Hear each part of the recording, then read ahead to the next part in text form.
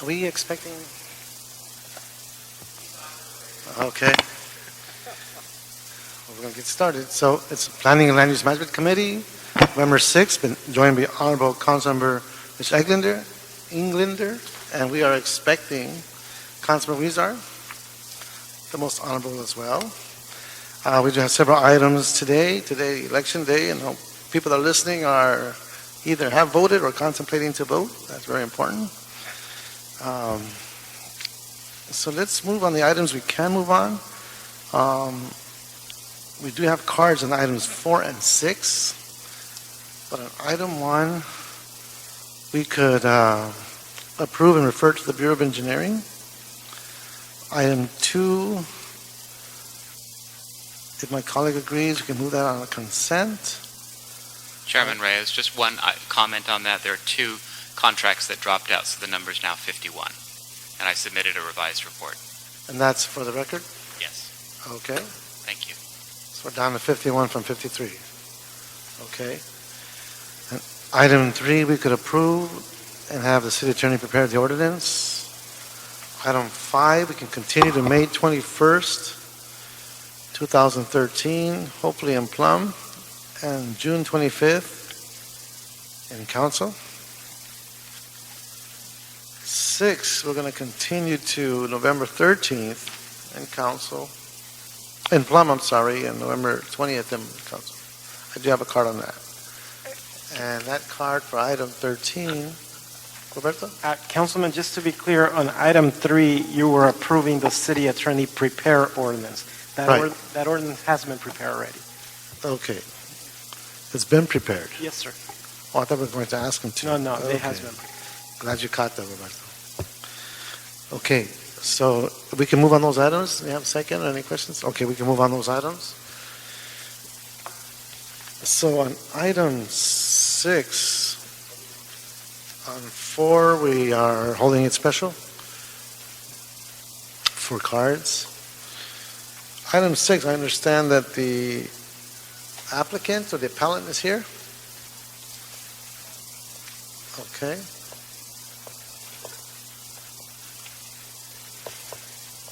We're continuing this item, but Doug Haynes, you're here. I understand you still want to speak to this. Coming up.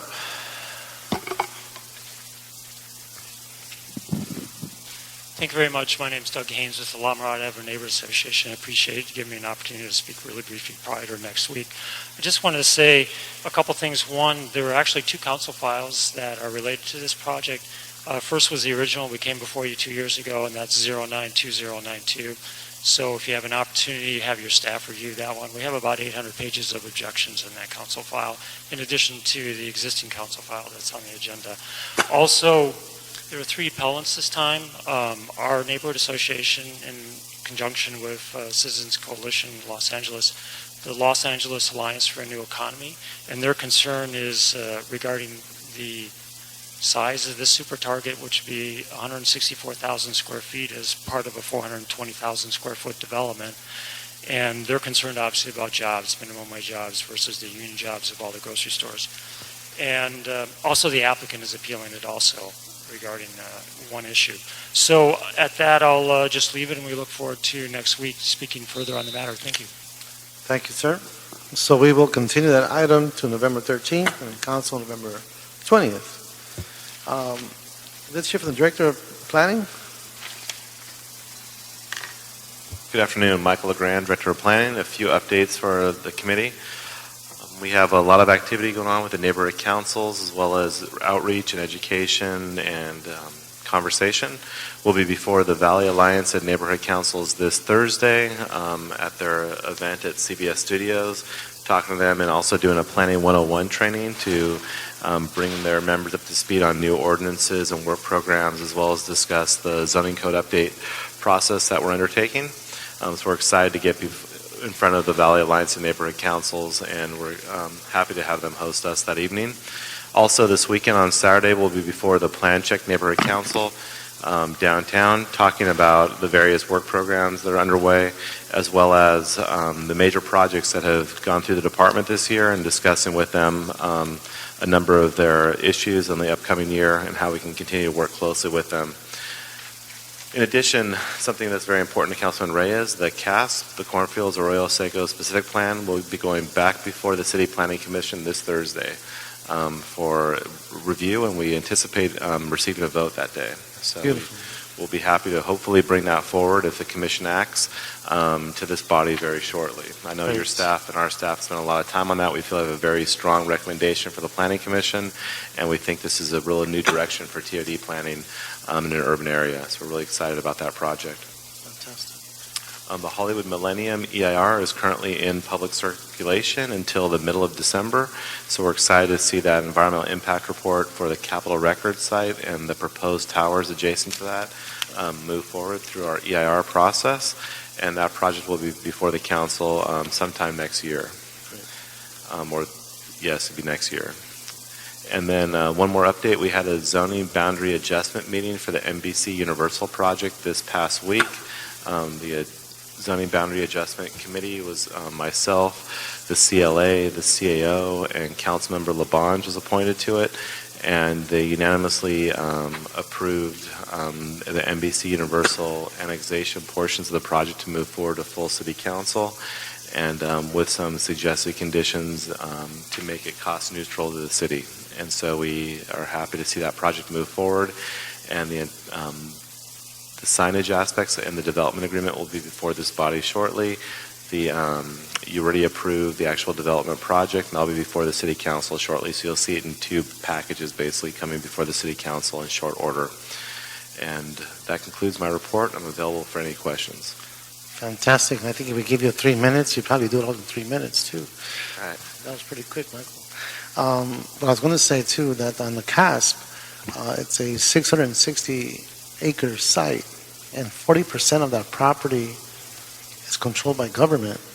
By clearing and getting through the EIR with the proposed changes in the zones, and that essentially we are creating predictability for property owners and investors to move on scenarios that could be very positive for the city, especially around the TOD line of thinking. So looking forward to that, because hopefully that's something we could duplicate in other parts of the city. Yes, I think it's a great legacy project for your district. Well, we need jobs. So that being said, any questions or comments for our director? Okay, so that takes us to item number 7. Councilman? Mr. Chair, can I be counted as a yes vote on the other items that you Yes, moved already? I apologize. I was about to recognize your presence, Councilman Huizar, and he is also agreeing with the rest of the items, so I appreciate that vote. So that brings us to item number 4. Roberto, want to read that into the record? Sure. Item 4, council members, is a city attorney ordinance which amends the municipal code to provide enforcement authority over certain projects to the harbor that are currently held by the Building and Safety Department. We do have with us Patricia Whelan from Councilman Buscaino's office. Like to come on up?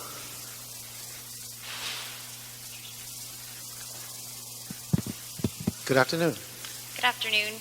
My name is Patricia Whalen, and I serve as the Port Liaison in the Office of Councilman Buscaino. On behalf of the councilman, I'd like to express his support for the item that sits before you today. As you know, the Port of Los Angeles serves as a major economic engine and jobs generator for the city, the state, and the nation. In the face of growing competition from the Panama Canal and ports across the country and around the world, it is essential that we do everything possible to ensure our port remains the #1 trade gateway in the nation.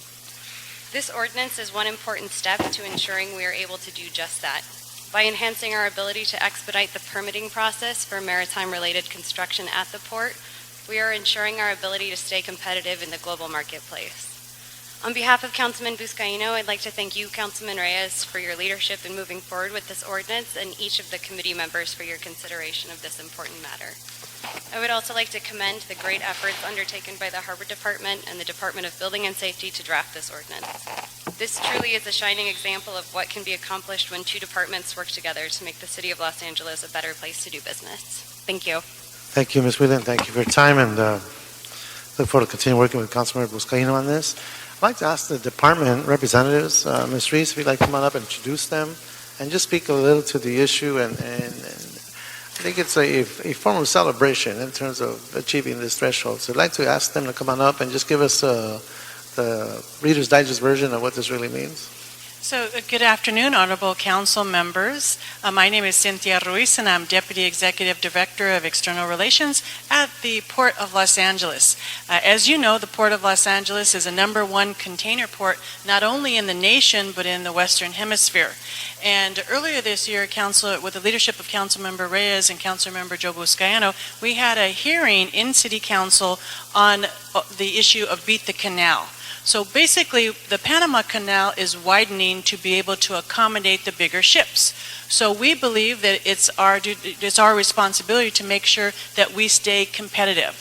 Staying competitive is making sure that we have the proper infrastructure and making sure that we're moving our projects. What this ordinance does before you, we've worked together with Building and Safety, and what we've done is sit down and kind of divided up some of the tasks. What we were running into some issues with was permits on our terminals. Now, Building and Safety does a great job when it comes to inspecting and permitting buildings, but on the terminals, it's a little bit more complex because we're dealing with international codes, not so much local codes. So we sat down with the other department, Building and Safety, and through a series of meetings, we came up with a consensus of what we think is important. We modeled this ordinance after Public Works, which I know a little bit about. So we used that model and said, okay, what can we do that is still maintaining the safety and integrity of the building process and the permitting process. So what you have before you is a almost year-long effort of two departments working together along with the city attorney, making sure that we can stay competitive and keep our projects moving. By these changes, it's estimating that we will be able to save time in the permitting process on some of our big projects. Right now, we're spending about $1 million a day in infrastructure construction, and with each permit, we will save about a year time.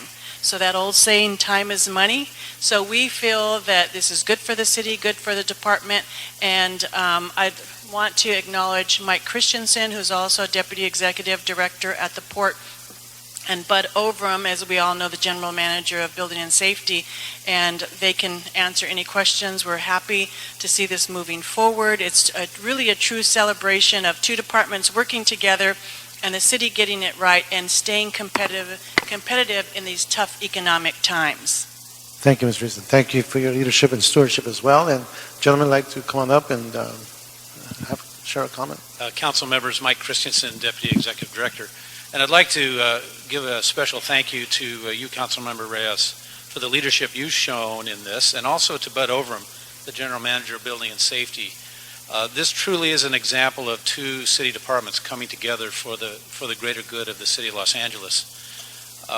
The Port of Los Angeles is moving forward at a breakneck pace in terms of our infrastructure development, and we have to stay competitive. As Cynthia had mentioned, with the advent of the new Panama Canal, the bar is raised in terms of international commerce, and there is certainly a threat to our market share.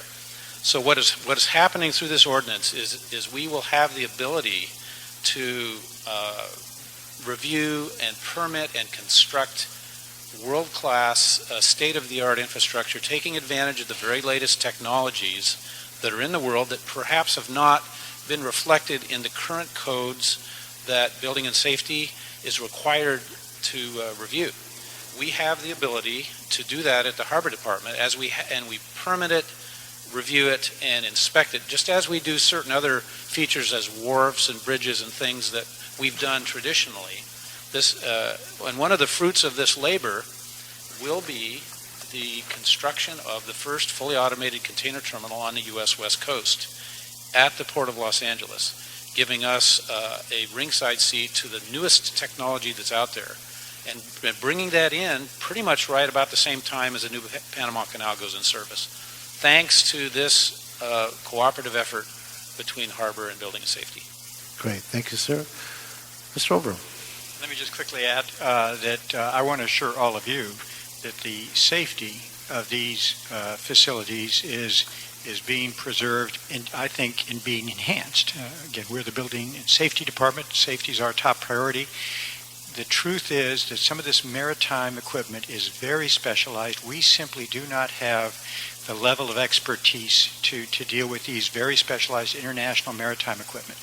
So by delegating this to this department, which deals with this every day, we think the safety is not only preserved but is enhanced. And this isn't unusual in the state of California. Hospitals are done not by us but by OSHPD. Public schools are not done by us; they're done by the state architect. So it's long been recognized in this state that when there is an agency that is better equipped to do something, then it's up to us to step aside in the name of public service, let the people who are better equipped to do it, do it. So we're very comfortable to recommend to you this ordinance and assure you that the public safety is preserved and we believe enhanced. Well, what I want to say, thank you. Thanks to the mayor's office as well and everyone who's been involved in this process. I appreciate this sense of how can I put it, I want to use the word opportunism, but in the most positive light, that we are understanding our skill sets, we're respecting each other's roles, enhancing safety, and making ourselves that much more competitive. And I thank you for that camaraderie, because that's what's going to take us to be able to break down these silos and work together and become much more efficient. So that being said, my colleagues, any questions or observations? No? Okay, what I'd like to do is hopefully after consulting with the stakeholders here is set a date once this gets through council to come back and speak to what this means in real terms and magnify our competitive edge because of the accomplishments that you will be able to articulate in the very near future, and that's a presentation I look forward to. So we could approve the city attorney that has prepared this ordinance, correct? Yes, the city attorney prepare ordinance, Council. Okay, so I just want to make sure I got that right. So I look forward to moving this to council, and when is it scheduled for council?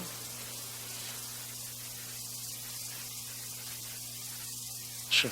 Councilman Englander?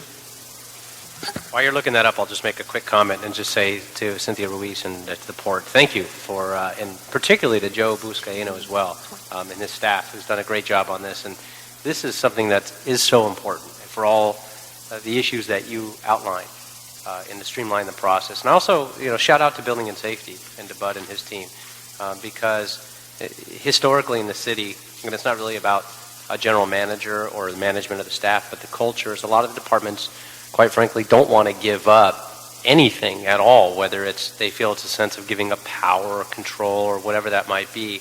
That has always been a culture as we talk about merging or changing the way we do things with either specialized units or particular functions. We just went through and approved this morning something historic, which is the consolidation of OPS and LAPD. And just with that, there brings these different waves of concern from departments that they're giving up control over something. But it really allows them to focus on other things that are their top priority. As Mr. Overham said, the top priority of Building and Safety is safety, and to keep up with the workloads and demands rather than deal with other things that are specialty items, and this is one of those. And so I want to compliment everybody for working together for the betterment of the region, because it's a big, bold move, and it's the right one. And so I applaud you all in coming together to work on this. Thank you. Thank you, Councilman Englander. So I assume it's an aye vote on all three fronts here, and we'll move that forward. And again, thank you, Ms. Reese, for all your hard work and everyone involved. Thank you so much. So that takes care of item number 4, and I guess we have public comment last? Yes, sir. Okay, we do have one card, public comment. Doug Haynes, are you still here? Mr. Chair, For that last item, that will be in council on November 20th, Tuesday. Great, thank you very much. Hi, Doug Haynes for the East Hollywood Neighborhood Council. I just wanted to bring up an issue that I had offered a year ago, and that's due to the marijuana dispensary issue. Right now, we don't have any regulation whatsoever. A year ago, we suggested that you might be able to divert some funding from the neighborhood councils for an additional ZA who's dedicated to nuisance abatement. We would fully support that, and we hope that you'll consider it and that the planning department would also consider that. It's desperately needed and would certainly alleviate a number of the problems we have where marijuana dispensaries are located in residential zones, non-conforming buildings.